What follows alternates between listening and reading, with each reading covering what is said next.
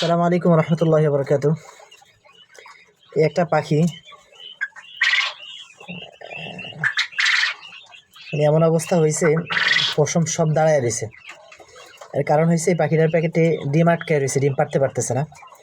বিকাল থেকে অনেক যন্ত্রণা সহ্য করতেছে। তো দেখি নিজে বের করে দিতে পারি কিনা ডিমটা।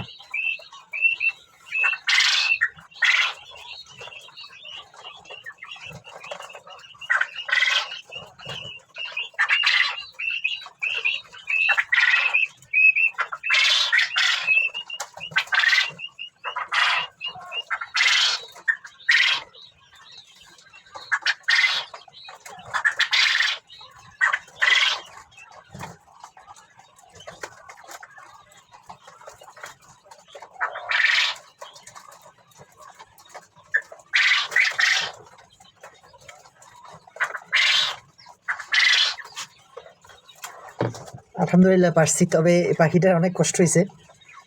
একেবারে পুরা শরীর এটার একবারে ঝিম ধরে গেছে।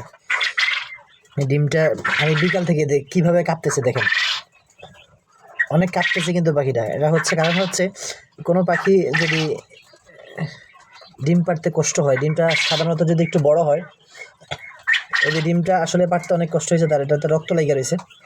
ডিম পাড়তে যদি কষ্ট হয় সেই ক্ষেত্রে আসলে রক্ত ধরে ফেলে, চর্বি, কোনো পাখির পেটে যদি চর্বি ধরে যায় অথবা ইসেলের ঘাটতি দেখা দেয় তাহলে পাখির ডিম পাড়তে কষ্ট হয়।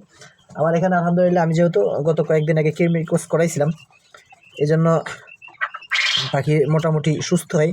কিন্তু এই পাখিটা কেন জানি একটু অসুস্থ হয়ে গেছে, ডিম পাড়তে খুবই কষ্ট হচ্ছে। আমি বিকালে একবার এসে দেখছি যে পাখিটা ডিম পাড়তে পারতেছে না, একবারে তখন ডিম পাড়তে পারতেছে না এটা বুঝি নাই, বুঝতেছি যে কোনো একটা সমস্যা হয়েছে। খেয়াল করলাম যে খাঁচার এক কর্নারে এটা বসে রয়েছে, ঝিম ধরে রয়েছে। ভাবতেছি যে শীত তো শেষ হয়ে যেতেছে, কোনো ভাইরাসে ধরলো কিনা, খুব টেনশনে ছিলাম। পুরা ওই খাঁচার সবগুলা চেক করলাম, এই খাঁচারও সবগুলো চেক করলাম। মোটামুটি প্রত্যেকটা পাখি সুস্থ দেখছি আলহামদুলিল্লাহ। শুধুমাত্র এই একটা পাখি দেখলাম আমি যে চোখ বন্ধ করে রয়েছে, ঝিম ধরে রয়েছে, এক পাশে চলে যায়। মানে আমার কাছে একটু ভয় ভয় লাগতেছিল। পরে আমি আর ওই সময় বিকালে ধরি নাই এটাকে, না ধরেই আমি চিন্তা করলাম যে দেখি রাত পর্যন্ত, রাত্রে তো আবার আসবো, আসলে তখন দেখবো যে এটা আসলে সমস্যা কী। এই জন্য ওই সময় এটাকে ধরি নাই। এখন আবার এসে দেখতেছি যে এটা মাথা বাড়াবাড়ি দিতেছে, মানে এক অন্যরকম পরিস্থিতি। আমার কাছে মনে হচ্ছে যে চলে যায় মারা যাবে এমন একটা অবস্থা। পরে ধরে দেখলাম যে তার তলপেটটা একবারে ভারী হয়ে রয়েছে, মলদ্বারে অনেকগুলো ময়লা জমে আছে, যেটা সাধারণত ডিম পাড়ার সময় এটা হয়। যদি ডিম আটকে যায় তাহলে মলদ্বারে যেই তাদের যে বিষ্ঠাটা, ওই বিষ্ঠাটা জমা হয়ে থাকে। তো এখন আইসা দেখতে যে পাখির এই অবস্থা।